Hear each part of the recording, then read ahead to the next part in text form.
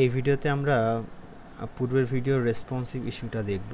তো আমরা যে কার্ডটা ডিজাইন করেছিলাম এটা মূলত হচ্ছে মোবাইল ফার্স্ট অ্যাপ্রোচ, অর্থাৎ মোবাইলের জন্যই এই ডিজাইনগুলো মানে সাধারণত টেলেন্সিস সেভাবেই কাজ করে। তো আমরা যখন একটু বড় ডিভাইসে যাব, অর্থাৎ স্মল ডিভাইস থেকে একটু বড় ডিভাইসে যাব, তখন আমরা চাচ্ছি আমাদের ইমেজটা এক পাশে হবে এবং আমাদের এই টেক্সটগুলি সাইড বাই সাইড হবে। তো চলুন কুইকলি আমরা সেটা করে ফেলি। আমরা যদি যাই টেলিউইনের ওয়েবসাইটে এবং সেখানে থেকে যদি আমরা রেসপন্সিভ লিখে সার্চ দিই,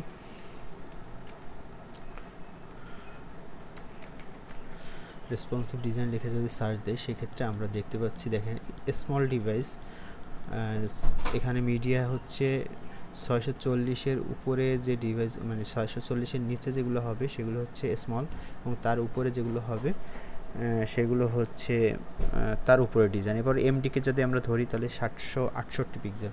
এইভাবে আমরা ক্লাসগুলো ধরে ধরে করতে পারি। তো আমরা এসএম টার্গেট করে স্মল ডিভাইসের, মানে স্মল ডিভাইস থেকে বড় যে স্ক্রিনগুলো আছে সেগুলো টার্গেট করে আমরা মার্কআপগুলো বা আমাদের টেলিউইনের ক্লাসগুলো আমরা এখানে নিয়ে ফেলবো। ওকে, তো যেহেতু আমরা চাচ্ছি প্রথম অ্যাপ্রোচ হচ্ছে আমাদের ইমেজটা একপাশে হবে এবং কন্টেন্টগুলো একপাশে হবে, সেক্ষেত্রে ইমেজ এবং এই কন্টেন্টের যে প্যারেন্ট ডিভ আছে, অর্থাৎ এই ডিভকে আমরা ডিসপ্লে ফ্লেক্স করব। কার জন্য করব? এটা অবশ্যই স্মল ডিভাইসের জন্য। স্মল ডিভাইসকে ধরার জন্য এসএম ক্লোন আমরা দিব হচ্ছে ফ্লেক্স।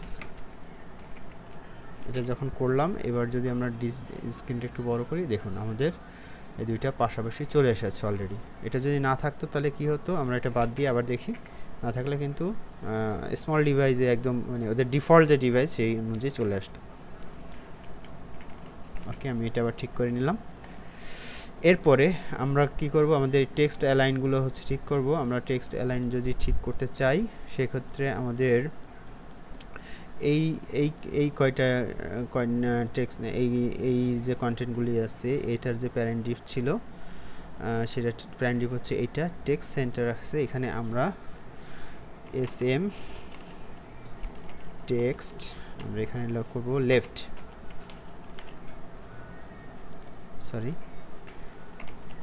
লেফট করলাম।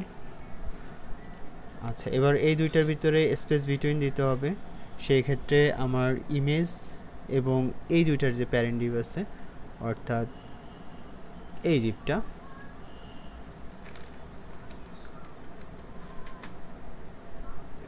আমরা এখানে দিব এসএম ডিভাইসের জন্য স্পেস। এবার স্পেস হচ্ছে আমরা কি হবে এক্স, এখানে আমি কত দিব, 2 দিলাম, আর একটু বাড়াতে হবে, আমরা এখানে 4 দেই। গুড। এবার হচ্ছে আমরা একটু প্যাডিং কমাতে চাচ্ছি। আমরা এখানে ছিল প্যাডিং, মূলত প্যাডিং ছিল হচ্ছে, দেখুন এখানে প্যাডিং ছিল হচ্ছে 8। তো আমরা এখানে প্যাডিংটা একটু কমিয়ে নিই। তাহলে এসএম ডিভাইসের জন্য পি আমরা এখানে দিব হচ্ছে 2 দিলাম, 3 দেই।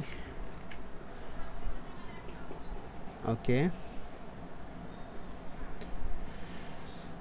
এরপরে আমরা যে কাজটা করব,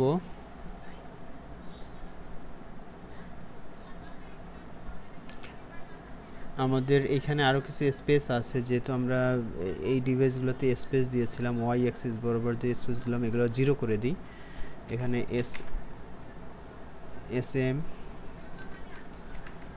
স্পেস ওয়াই 0। আচ্ছা, 0 করে দিলাম। এবার হচ্ছে আমাদের এইটাকে যেটা ফ্লেক্স করেছি, এটা তো মিডিলে আনতে হবে।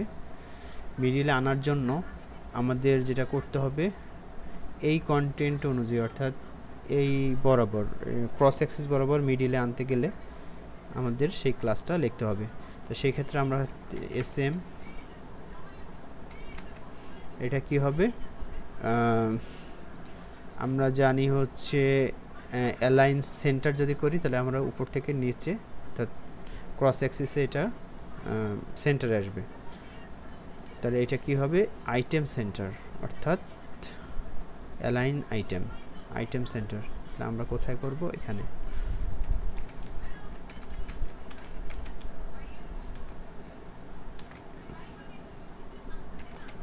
আমরা আইটেম সেন্টার করলাম, এটা মিডলে চলে এসেছে। এবার যদি আমরা একটু রেসপন্সিভটা দেখি, আমরা একটু স্মল ডিভাইসে দেখেন, স্মল ডিভাইসে এটা অ্যাপ্লাই হচ্ছে এবং যখন এখানে বলছে হচ্ছে 640-640-এর যে থেকে যখন একটু বড় হবে তখনই হচ্ছে আমাদের এসএমের যে ডিজাইন সেটা অ্যাপ্লাই হবে। তো এইটাই ছিল হচ্ছে আমাদের ছোট্ট একটা রেসপন্সিভের আপডেট।